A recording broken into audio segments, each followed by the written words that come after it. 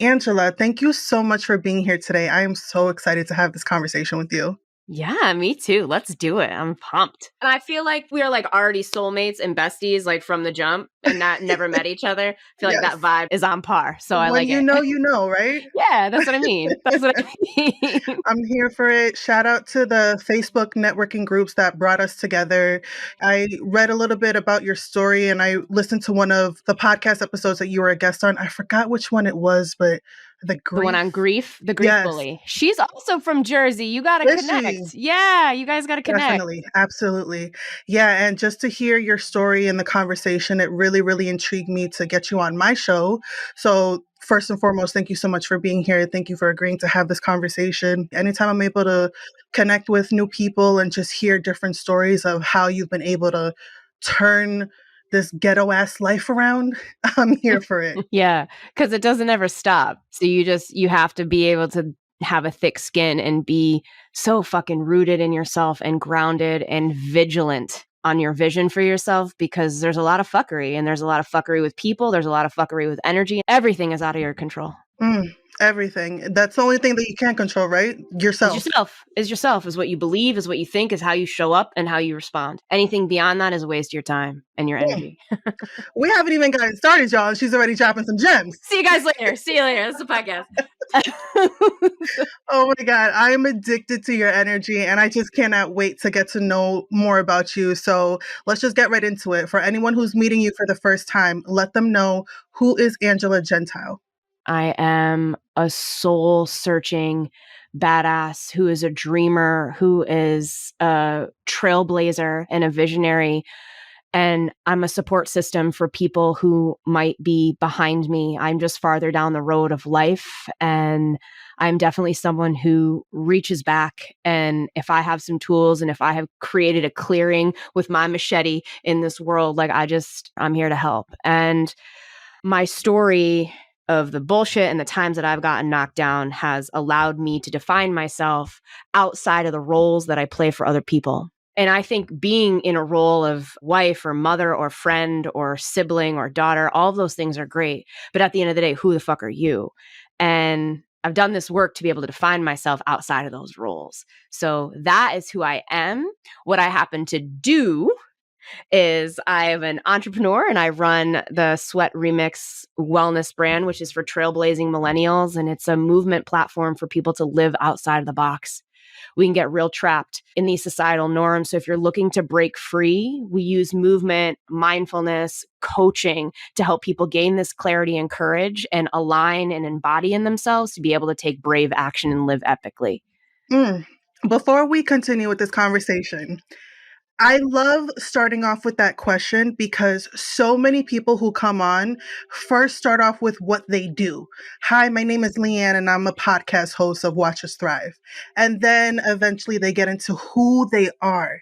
And the fact that you started off the opposite way, I mean, it's the growth for me. You understand what I'm saying? Like, you know who the fuck you are and you lead with that, which I think is so powerful. Yeah, I hope if you tune out of this podcast now, which you're not, because this is just getting started, but if that's the takeaway that you get, is to lead with who you define yourself as and what you control, because that is who I am. Like, other people are going to define you. Whenever they meet you, people are going to put a label on you. We're going to try and compartmentalize you. And that is out of my control. But I at least want to lead with who I know myself to be. And I am a lot of things to a lot of people, but this is me, you know? This is me. And I'm also not a wife and I'm also not a mother, but I think those two roles can really consume and take over a woman's agency. And then what is there when your whole life and your existence is predicated upon losing your agency and being something to somebody else? Come on. Yo, she is preaching, y'all. Yeah. When's the next election? When is it? Yes. When is it? Angela for president, okay? I'm so here for it. And, I just love the rawness and the realness that you come with. This is our first time meeting, but I can just like we said, when you know, you know. You Yeah, know what I'm for real. saying? And that's why I wanted to have you come on because you have not always been this person. It's been a journey. I'm sure it's Girl. been a very uncomfortable journey. So let's get into that. And I always start off with talking about going way back to childhood, baby Angela.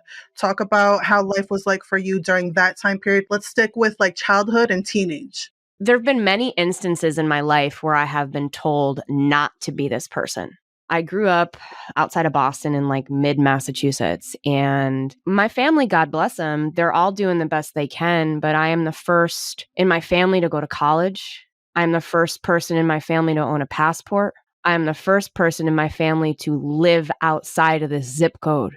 You know what I'm saying? Yeah. So I grew up pretty humble. Like, we were lower middle class family. Both my parents worked and they were divorced. I spent a lot of time with my grandmother growing up. And I'm the oldest of, what is there, five of us, five grandkids. So I have a brother, but there's in my like immediate family, I'm the oldest and I'm a girl. So I got this really interesting narrative bestowed on me, like indoctrinated into just the culture at that time. I was born in 1981. Yes, I look good. But like Yes, you do. I was born in 1981, and like my mother, I have to ask her this cuz I don't even know. Women could get bank accounts in what, like 1974? I don't even know if she had her own bank account prior to getting married. So this idea of being an independent woman like wasn't really at the forefront of my life. I watched women in my life be in these very distinct domestic roles and very distinct caretaking roles. At the time I didn't know what it was, but now it was very much self-sacrificing, subservient. And again, everybody was just doing the best they can and surviving. Like, this was a means of survival. And like this little girl, little 8-year-old Angela, who was like, I don't want to do this. And like wanted to perform and was loud and like had feelings. Like I had all these feelings and I'm just very expressive. I was a creative. And oftentimes my feelings and my creativity and my self-expression didn't have any place to go because it wasn't well received from the people around me because they didn't understand it, mostly because they were told to shut the fuck up and the people who came before them were told to shut the fuck up and so on and so forth. I don't want to be like, oh, my life was horrible. Because I mean, I had a great childhood in the sense that I was provided for, plenty of privilege and opportunity. Like, I don't ever want to escape that fact. I'm very aware of it. I was able to play sports. I became pretty kick-ass athlete because of my dad, because my parents were divorced. So my dad, like, he wanted to do his activities. So by default, I got brought to the basketball games and the golf. Like I had a little set of clubs when I was a little kid. So my dad could play golf and then I would just tag along with like my clubs throwing golf balls down the fairway. So I very much valued movement from my dad. And I think that was the medium that was presented to me for an outlet because I just had a lot of energy. Give her something to do. So I was like always outside. I was playing, I was creating, like I would sing and dance and talk to myself. you Don't know, we all? yeah, I mean, that still happens. I'm not Yeah. going to lie. But yeah, so that was my life, like pretty standard high school sports. And I think in high school, I started to stand up for myself and really come into my own and my voice where I was now in a more diverse population of people. It wasn't just like the kids in my neighborhood. Like there were kids from all over the town that I grew up in. Which, by the way, was not like the epitome of diversity. Right. However, it was more, I use that term, more diverse. Yeah. So just like different opinions, different lifestyles, different family dynamics. And, through literature, I really dove into what it meant to stand up and to be a woman. And I kind of got called to be a leader. I started tapping into this part of me that like had a mouth. And this didn't get me in trouble. Like I could actually like run the yearbook or something like that. So I felt very confident to be able to step into those leadership roles because I had an avenue. Okay, so now I want to talk about who Angela was in her adulthood prior to doing the work, the personal development journey. And there was this quote that you wrote in your application that I really love that I want to highlight. You wrote, losing everything to find self-worth, and that being the birthplace of a dope-ass life. So Yeah. let's get into that. Share as much or as little as you're comfortable with talking about. And also, if there was like an aha moment for you that you realize some shit has got to change, Absolutely. this Angela, we got to do some work. Yeah. I mean, I think that quote means so much because I got to a reckoning in my life where I recognized that nothing in my life was mine. And the version of me that took that step was the most broken, but she was also the bravest because she went through her 20s and into her 30s, like acting out roles that someone told her she should play. And, you know, I didn't realize that that's what I was doing at the time. After high school, I like didn't want to go to college, but I also, that's like where I was pushed because it was like, we have this prodigal child who has this opportunity to go. And I was like, I don't really think that's for me just because I was good at school and I'm very smart, but that institutional shit like wasn't really my jam, but it's what ended up happening. And I didn't know what I wanted to go to school for. I like wanted to be a lawyer. But who the fuck around me in middle of Massachusetts in the mid 90s was like killing it as a lawyer?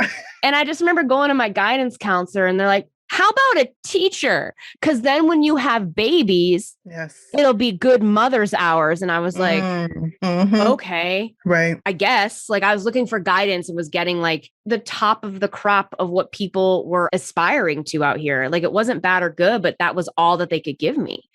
So I just found myself in these roles. I quit school. I started partying, doing a lot of drugs and partying in New York City. Like I said, we were the same age. We probably ran into each other at one of them clubs. Yeah. And I was like, fuck this. I don't want to be in school. This isn't healthy for me. This isn't right. The people here are not right. I don't want to do this. So I moved to LA and I was like out here, live my best life. I was getting into fitness. I was starting my fitness journey and I met a boy. And then it was like, Angela has no skills in her life to be an independent woman and be in a relationship. So I'm just going to like upheave everything about me and give it to this man. I now left LA and went to college with him. And I was like, well, I guess I'll be a teacher. I guess I'll go back to school for that. So now I'm like already in it, foot on the gas. I have this relationship. We're gunning for marriage. We're gunning for the house and the dog in the suburbs.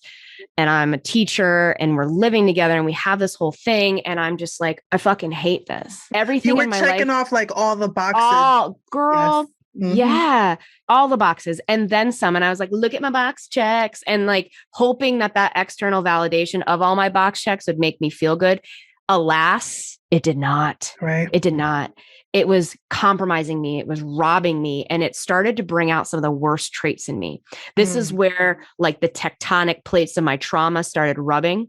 And a lot of these patterns and habits like could no longer be stuffed down with that good girl syndrome and that deference that I learned. So I just started being angry. I was in my teaching job and I was like flipping out at kids and like having just like angry outbursts because I was so misaligned and my needs weren't being met. But I didn't even know what those fucking needs were to begin with, to even ask for help. So this relationship ended. My career was like on the rocks because I was like not stable to be around children. And I have these moments where I was like, God damn, those kids deserve so much better than I could give them at that time. But I couldn't. I just couldn't show up as like a sound aligned person. And I'm in these roles and I'm playing this game and I'm like, I fucking hate this. And I'm having this all out mental breakdown of what's wrong with me, that I don't want this. And I'm watching all of these people in this teaching job being like, this is a great career. I'm like, I think this career fucking sucks. I think it sucks. And you start internalizing all of that. It's me. Like there's something wrong with me because I'm not like you. So my confidence, my self-worth, my own agency was so stifled because it didn't match what the status quo was around me. You know what I'm saying? So I felt like I was running full speed into a wall and collapsing only to get up and do it day after day after day. And it was like the world was trying to give me a message here that was like, baby girl, this isn't right. You got to like wake up and we're trying to get you to change course. Like you don't have to keep running into the wall, but you just have to go a different direction. And I wasn't willing to hear that. I was scared. I was like really deep in my like victim story. I wasn't ready to take radical responsibility about my life and my choices and who I wanted to be. And nobody was fucking coming to save me. I wasn't ready for that. So that aha moment is when my dad died. My dad died suddenly from an aneurysm. Mm. So I'm so sorry. yeah, thank you. Thank you. It sucked. I can't say what is worse or better. It doesn't matter whether you're watching your parents suffer and you have time to prepare, or they just in an instant are gone. At the end of the day, like the gaping hole in your life is still there. Mm. So I think that forced me to take a journey to make amends on things in my life. I didn't get to say goodbye to my dad. I didn't get to wrap things up. I didn't get to wrap up that trauma. I didn't get to wrap up his shit. So I was like, what are my options here? I can either go back and do more of the same and get what I'm getting, or I can use this pain that I am feeling right now because I don't have time to fight. I can't fight against this anymore. I can't keep running into this while I'm tired. I'm feeling on levels that are so deep. I am so open and I'm having this emotional yard sale of all the things in my life that are no longer working. So it was like, girl, get it together. It's interesting that you had that epiphany sort of, because especially when it comes to grief and loss, many people can go down that really dark rabbit hole and then they just fall into this even deeper depression, especially at the loss of someone like your father. That is a major person in your life, especially if you had a relationship with him, that he's no longer there. So for you to have had the mindset of like, we're going to do something different this time, even though I have this eternal pain that won't go away. Like, I just want to give you your flowers for that because that's not easy. Thank you. I appreciate that because this is like the single most event that has been like cataclysmic in my life. Yeah. How long ago was that? It was 7 years ago, technically, but it feels like yesterday and a million years ago. Like, it just doesn't feel like it never wasn't a part of my life. You know what I mean? I also want to be clear that didn't happen like the day after he died. I didn't have this like revelation of like, my life has purpose. Like, no, it took almost a year for me to like have the balls to be like, I don't want to do this. Because I was still trying to put one foot in front of the other. And I think now that my needs changed, I now required so much grace and so much kindness and empathy. I was the first time in my life where I really was raw and vulnerable, not just emotional. I was vulnerable because anybody can be emotional. Like politics are emotional, but I was vulnerable. And I was in places where like my vulnerability wasn't met with reciprocity. I wasn't met with the same care, grace, empathy, and kindness that I needed. And I was like, well, fuck that. Fuck that. Like, I am broke right now. I'm deep. I was alone. I was so fucking alone. I was living in Boston at the time by myself. There was nobody to cook for me. There's nobody to be like, hey, girl, you okay today? Like, thank God for my friends who like FaceTimed me and were like, girl, get in the shower. And friends who would come and spend weekends with me or days with me just to be like, I got you. Because I was like catatonic. But I think the more that I allowed myself to be vulnerable and feel and like allow what was coming up to like, I was giving it life outside of myself, these feelings, these emotions, this clarity. And I was like, I do not want to do this anymore. I don't want this life. Like, I don't even have the energy to stomach being this person that I have to pretend to be to show up here every day. Because if my life can end at any given second, I'm sure as shit not going to be spending it doing this. Yes, that's so powerful. It's so powerful. And it's kind of unfortunate that it does take those really big moments for us to wake the fuck up. Like the same for me. Actually, yesterday was the 2-year anniversary of when I escaped an abusive relationship and I started my whole rebirth journey, right? Like I hit my rock bottom moment. I was like, I got to the same point. I don't want to fucking continue this toxicity anymore that I found myself in these really shitty relationships for the majority of my 20s and the beginning of my 30s. And it took me almost losing my life to finally realize that some change had to fucking happen. And it's like more times than not, it does take like a loss or leaving an abuse. Yeah. For us to wake the fuck up. Yeah. Cause I'm sure on your journey, it was like little boop, boop, oh, like, absolutely. Hey, yes. It was more like a knife, like stabbing into my side. Cause listen, my flags were flagging. Yeah. You know, my fucking flags are flagging. And I was like, oh, you stop that. You stop that right now. I can do this. You know, when we're talking about relationships, we're talking about jobs, we're talking about like loving myself. I was like, What is that? Please, please, please. But I think at the end of the day, deep down, why those relationships were always so toxic. And I can't speak for you, but like for me, my relationships with men, even with friendships and with the job, all of it was toxic because I knew deep down I deserved more. I just wasn't confident enough to be uncomfortable to claim it. Same, because we knew better. But we didn't have the tools yet to be able to get out of that. Because like, if you were okay with it, you'd still be in that relationship, making excuses, being like, he didn't mean it. You know, like so many other women, and I'm not judging their situation. If that is what you want, I can't tell anybody what works for them. Right. But if you're like in that position where you're like, this motherfucker, and then you keep going back, well, then we got to talk, because once you've said it, you are now in direct misalignment with your path and with your purpose of this world. So now you're co-creating your own fucking suffering. Yes. You're co-creating that. Accountability is accountability. But it's like one of the most uncomfortable things that we run away from, because it's actually taking radical responsibility in our own suffering. Yeah. Yeah. And that requires a lot of facing of the pain. Yeah. And that's what I think we run from. I don't think we're running from the change. I think we're running from the pain that we will now face once the change happens. Yo, that was me my entire life. I would just like hop from one relationship to another and not want to heal from that pain, not want to look in the mirror and realize, Leanne, there was some shit about you that you got to work on. It took for me to almost lose my life. And same for you. Like it took for you to unfortunately lose your dad to really start doing the work. Yeah. Cause I knew that like this was going to be the point. I was at this fork.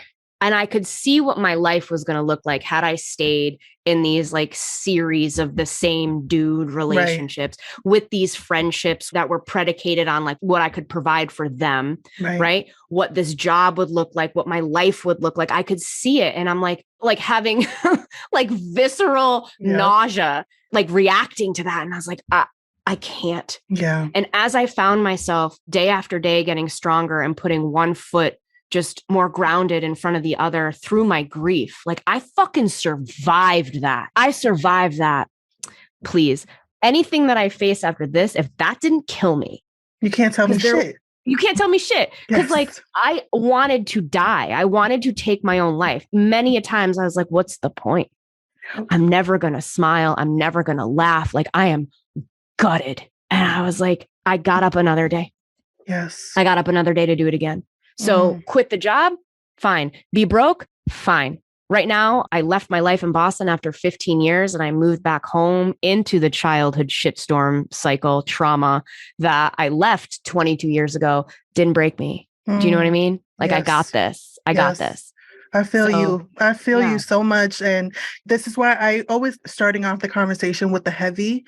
And then we slowly transition into like the woman that you are today, just to give that ray of hope for people with whatever trauma it is that they're going through. Like there is a light at the end. It's not always like just a rainstorm, a rain cloud hovering over you. Like you can make it happen. It feels that way. It feels that way. Like, because I think metaphorically, right? But even literally, like when you are trapped in the rain, you're like, fuck, I can't see, I'm wet, I'm uncomfortable. Yep.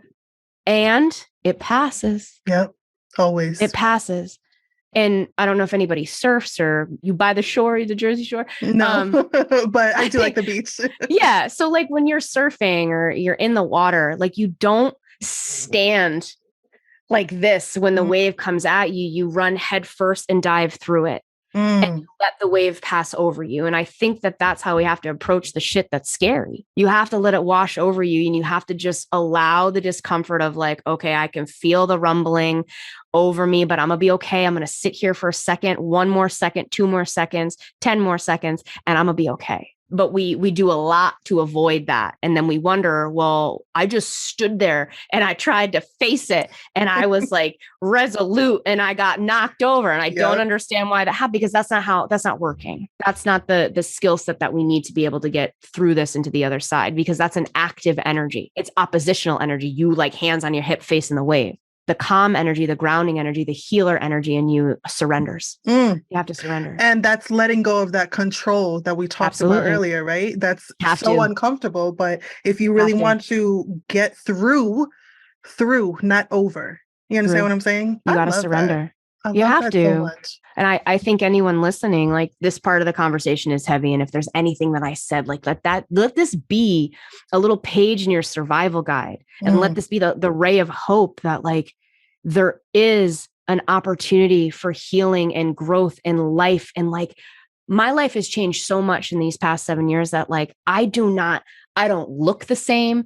I don't act the same. My friends are different. Everything in my life is different. Yeah. I don't even recognize that version of me in, like, 2016. Who is that? She's doing the best she could, but, like, this version, I think she rules. Yes, she is a badass. And I definitely want to learn more about this version of you. So you started your business Sweat Remix, which I fucking love the title, by the way. Thank you. Absolutely amazing. And I see you on the social media streets, and I see how you show up, and I just love the messaging behind it. So please share with my audience, what is the purpose behind it? And then there's also this term that you coined, #ZenRageHeal, which I love. So talk more about that and how that journey came to be. So I started Sweat Remix, like, loosely before my dad died. I was just, like, in grad school, and I was like, I'll fucking stab my eyes out if I have to look at student learning and write a thesis on, like, the implementation of reading strategies. I was like, forget it. I can't do it. So I was like, I'm going to start a wellness program at school. So I started this for teachers because I wanted to move and I wanted to take care of myself. And, you know, I wrote my thesis and I was like, high five, team, we're done. Yep. Thanks, guys. And they're like, yo, we want to keep going. And I was like, will you guys pay me? Right. And they're like, yeah. So I was like, game on. So now I was, like, running an illegal fitness operation out of my classroom in the Boston public school system. I love that. So yeah. And then that sort of morphed into, well, I have this class that I do. Let me take it to other schools. And when my dad died, I was like, I'm going to run with this. Like, I got this idea where it's about showing up as you are with these heavy emotions, because teaching sucks. Like, I give a lot of people credit who do it. For me, I couldn't either. I don't know how they do it. Yeah. I couldn't compromise myself like that continually anymore. And I just felt so, like, downtrodden that I would show up at, like, this fitness class, and so did everybody else. So it was a space to be human. It was a space to question, what the fuck am I doing? Because that's where I was in my life. And I was like, is this it? Yeah. Like, let me take a moment to, like, be with my body. Let me take a moment to release some energy, and let me take a moment to reflect. And so I started this class and this brand that was just strictly for teachers. And then it started gaining some traction. And I was like, yo, I think I got something. You know what I mean? Good. Yeah. Yeah. So I worked with a branding consultant, and we branded it, and we branded the process to Zen Rage Heal. And that is the essence and the cornerstone of what the class and the movement is all about. We use this space, whether it is in the coaching space or conversations or in the fitness space, to build conscious awareness and have dialogue with ourselves around what is honest and what is right. So Zen is to just be for a second. So regardless of, like, what the space is for, because we do a lot of life coaching, we do a lot of movement, it's energetic movement, physical movement. So you're showing up in your space and you're coming from all kinds of chaos in your life. So just sit for a second, like, bring your hands to your heart and just, like, take a deep exhale of, like, I'm not bringing this shit into this space. You got to, like, hard acknowledge it, and you can't move through what you don't name. So you got to name it. You got to name, like, I want to let this go. I want to call in something more for myself. And we do that just simply by being quiet. That's the surrender, right? So rage is where you start activating. In the fitness classes is where we move.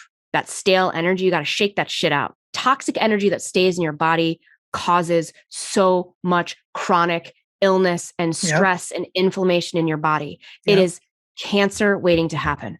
So if you do not move out that trauma, if you do not move out that conversation, that negativity, that narrative, then it's going to sit with you. So we use movement as a way for you to tackle some of those toxic narratives and redefine what it means to be strong, what it means to be bold, what it means to move, what it means to release. Because if you can sit in 30 seconds of burpees, you sure as shit can show up in your life and face hard things. Yeah, you know what I mean? I fucking hate a burpee, okay? And nobody likes them. I don't even like them, but like, because you're like, come on, let's go. Right. I got this. Yeah. I got this. And I want you to use that same skill when you're like in the conference room and whoever your boss is like, you know what? We're not going to give you a raise this year.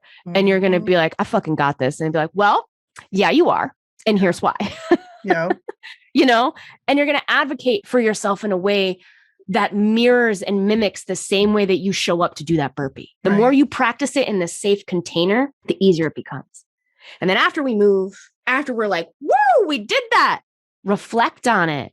That's the heal part. What does that mean? What did I learn? What's next? Because we become embodied in ourselves the more that we sit with what we do, the more we become conscious about our habits and behaviors. If you're like, damn, I talked myself out of that today. Huh? What's that about? Why don't I feel worthy today? Or I did that, fucking did that. I showed up and I said I was going to do it and I did it. And now I feel like I am operating at the highest level of integrity. Huh? I can do this. How can I start applying that to my life? So that Zen Rage Heal process is the way to build consciousness. It is the way to realign your narratives. It's a way to get clarity. It's a way to truly be embodied in yourself so that you can show up in the world as the best version of you. I fucking love that. It's so powerful. It's like the whole mind, body, spirit connection, right? Yeah. It's so healing. Oh my God. Yeah. You are fucking amazing. You're a badass. I love that. Thank you. Cause I think when we're looking at fitness in general, it's super masculine. And I'm not talking about like man, woman. Right. No, that's what I'm talking about. The energy is masculine. The energy is very like forceful and aggressive. And there's a time and a place for that. But when you are aggressive without intention, that is chaos. That is chaos. So if you're showing up and you're like, I don't want to fucking go to the gym, and you go to the gym, but then you end up going home feeling just as shitty as you did when you started, then that's you checking a box. That's not you evolving your life. That's not you caring for yourself. That's not you love, honoring, and respecting what you need, because you're not even having a conversation about what you need. Imagine you showed up for your workout and you're like breathing and you're like, wow, I don't feel like working out today. What is that? Oh, because so-and-so from 2 days ago told me this and it's weighing on me. I'm going to let that go. I'm going to show it for myself. That's the part that separates it from a box check to an actual tangible self-care implementation. I think that was the reality check that we all needed to hear. So thank you. And I'll see you guys at class. Thanks so much. Yes. I love that so much. And this conversation, it's so healing. I'm sure for you, for me, for the listeners, just to be able to see who you are, despite of all the shit that you've gone through. Absolutely amazing. So thank you. I want to know, what does living an epic life mean to you? It means it's yours. It means that you get up every morning and there's a level of gratitude because you are so fully in control of your choices. We've eliminated the ought tos and the shoulds and the have tos and the obligations, and that everything in your life is a series of brave and authentic choices that you make. So everything in your life is fully yours that you've claimed. And if it doesn't work for you, it's not there. I just pivoted like a month ago and made a major pivot in my life. So this is always like wash, rinse, repeat. Right? Yep. Zen, Rage, Heal on repeat. So I think living in an epic life is one that you truly claim, whether it is even with obligations. Like I still have obligations. I still have responsibilities. Let me rephrase that. I have responsibilities, not obligations. Like I want to do this. This is like what I'm choosing to care for because it lights me up. The things that in my life that were obligations drained me, took from me, cost me. I don't do that anymore. If it starts to cost me my peace and my integrity and my alignment, then it's time to have a conversation. What is happening? Why isn't this working? Is it something that I need to shift, or does this just need, are we outgrowing it? You know, that's powerful. I actually have a hat that's hanging on my door that says, protect your peace at all costs. All costs. All costs. That's it. That's why I think I stay single, you know, and I girl, me too. It is so peaceful being single. Like I used to be the type of girl who was like so codependent in relationships and like needed someone. Who you telling? Now I'm like, don't fucking bother me, because this energy right here, I'm enjoying it. Yeah. And I think a lot of times people, like I said, the flags were a flagging. When you start paying attention to like your needs and you become really resolute on what those boundaries are, when you have those conversations with yourself, when someone shows up and shows you everything you need to know. I'm not trying to change you. I'm just going to move accordingly. Period. Like business deals. If we're not organized, if we're not articulating in a way, if we're not consciously communicating, thank you, but no thank you for this opportunity. I appreciate it. Thank you so much. And it's not wrong. It's just not a match. And I know because because how many times have you done this? Like we don't listen to those flags.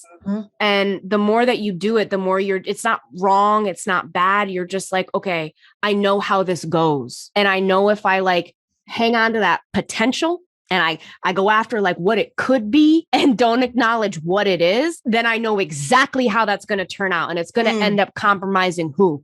This girl. So we no longer do potential. We no longer do one day or maybe. I need to see what you're bringing now, how you're showing up consistently over time, and then make the decision from there. Because like everybody talks. So good. All right. As we wind down the conversation, just a few more things I want to ask you. What would you say is something you've learned about yourself while being on your whole personal development journey? That you're always in control. I think that's something that I didn't realize that I had. Is that I have control of my life. I am not a victim. Bad things have happened to me, but I refuse to let those acts determine how I move forward. I have the choice of how I move from that situation. I'm not trying to positively frame shitty situations. Nah, man, like I've had the shit kicked out of me. And those things don't define how I decide to live my life moving forward. I think that's the biggest thing that I've learned is that I always have agency. And you're still here and you're fucking doing an amazing job. Yeah, and nobody can take that away from you. Exactly. No one can take away your agency. No one can take away your power. And I love that you said that doesn't define who you are. It's just a little chapter in your book, but it's not your whole being. Yeah, they're just a little story. Like if you look at your life like a Beyonce album, that one track that nobody listens to does not define. You know what I'm saying? Like, it's just one little thing that like wasn't the greatest. And I'm sure if she could go back and re-record it, she would. Maybe not on the Renaissance album, but I'm just saying like that album is gold to me. Gold, okay. Gold, start to finish. You're like, oh, I'm at the end. Yes. Yeah. Let's start it over again. Yeah. On repeat. Yeah. But do you know what I'm saying? I think it's like we want everything to be in perfect alignment all the time. And that's just not the reality because these are the lessons that we learned. And if we aren't having things go wrong, like, are we growing? Exactly. Are we growing? That's where the change happens, right? In the uncomfortable absolutely parts. I love messy in the messy for sure. So since we're even on that conversation, I always say on my podcast that some days are bad bitch days and other days are sad girl days, right? So how do you navigate those sad girl days and what advice would you give to someone who is struggling with those negative feelings that we all deal with? Yeah, I'd be lying. Last week was a sad girl week. Like I was not my best. How I choose to deal with this, just to offer some perspective. I think the things that are being present in your life that are causing you pain and discomfort are there because you need to listen to something. So approaching the fuckery, the sadness, the pain with curiosity of like, how is this here in my life for me? To redirect me, to guide me, because there's something that I need to take from this so that I can like pivot and move. Is it something in me, a perspective shift? Is it something about how I'm showing up? Do I need to go after something? I think a lot of these rubs that we're feeling that keep us in bed all day are because we're being challenged. We're being challenged. And I don't always take the challenge from the jump. Sometimes I don't recognize what the challenge is, but I think that just shows that when we are challenged like that, when we're uncomfortable, it just means that we're leveling up. It just means that we're on the right path, because if it was easy, then we would just kind of be flatlining, So these things, these discomforts are here for your greatest good, for you to climb. And not being afraid of when those feelings come up and not wanting to run away from them, because that was definitely, and sometimes still is, my go-to mechanism. When I'm having a sad girl day, I tend to bury those feelings, or I tend to be like, I'm good. Like, you asked me how I'm doing. I'm fucking great. And then I wait till I'm behind closed doors and then I let them all out. But, just allowing yourself to surrender, like we said earlier, in that moment, and not also feel like it needs to change immediately. Like you can allow yourself to feel those feelings for as long as you need to, but don't stay there for too long. Yeah. I don't think that that's a horrible thing to do at all. I think sometimes like you just got to be like, I can't right now. Right. And that's okay. And that's okay. I think what we're expected to do sometimes is to know immediately. And let's give ourselves some grace here. I think if you're like under the age of like, or over the age of 25, I think you're raised in a very different generation where like these conversations were not happening. Not at all. Like I love me some Gen Z because they are like emotional and in touch. Like, you know what I'm saying? Like they actually have conversations that are uncomfortable. Yeah. They can say, hey, I don't like that. I'm like, yes. Speak on it, you know, because my ass at your age would have been like, it's fine. Like, just like, yes. So I think when you are raised in a culture as we were with like a lot of deference, with a lot of like just give in and please, our emotional vocabulary is like this big. So we don't even have the words to describe what we feel. We're like, I'm mad, I'm sad, I'm glad. Like our whole emotional vernacular is like a fucking Dr. Seuss book. So we don't even have, am I overwhelmed? Am I disappointed? Do I feel betrayed? Do I feel overwhelmed? Like we don't have those words. Right. So sit with it, pull out your thesaurus and like dive in. Like, what the fuck am I feeling? I'm mad. Is it mad?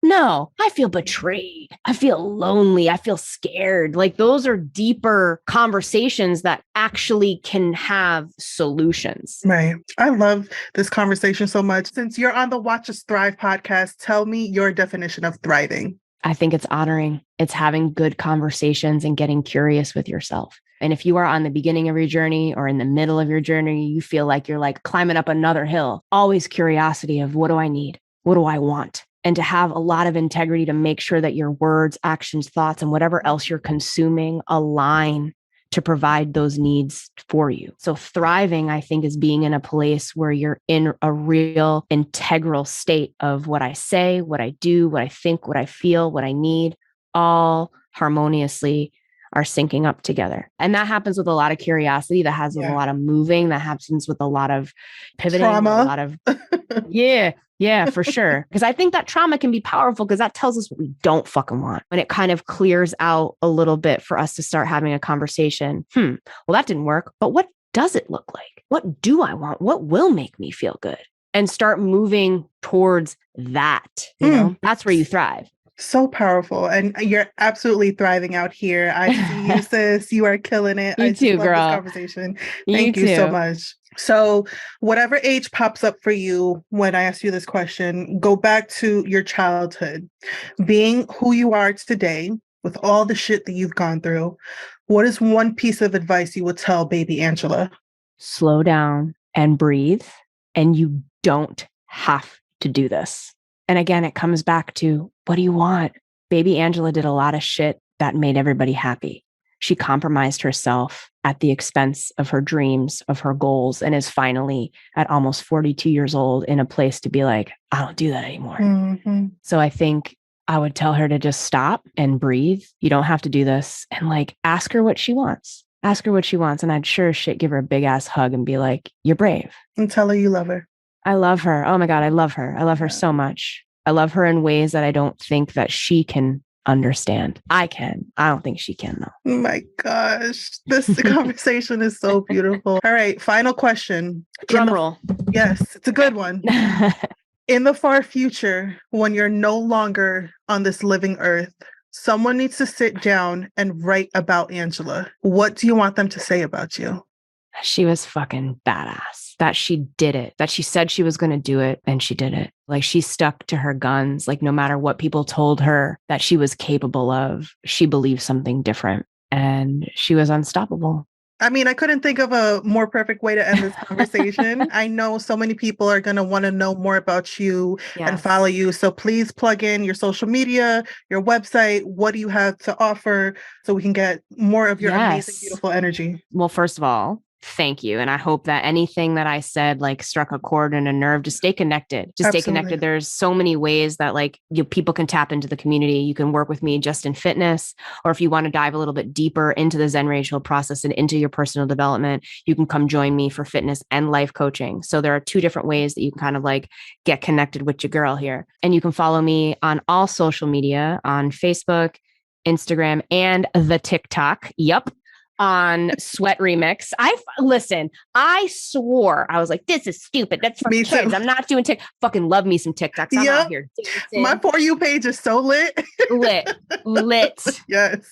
Lit. I love it. Like I'm in a Twitter hole on like Britney Spears sometimes. Like it's beautiful. Yes. I love it. You can check out my website and book a call with me. If you're not sure what you want, just book a call with me. You can do that at sweatremix.com. And I also have a free community to join. It's called The Movement, and it's a free text message community where you get like a weekly dose of just like, hey, sis, you got this. Like, fuck the haters. It's your life. Go live it. Like, you don't have to be in the box. Bust out the box. Middle fingers. It's a weekly text community of that. And you can text Sweat Remix, one word, to 855-534-2890. So yeah, that's how you stay connected. Yeah. I love that. We're definitely going to leave all your info in the show notes. Angela, once again, thank you for being like a true ride or die. Yeah. This conversation was up and down, but so is life.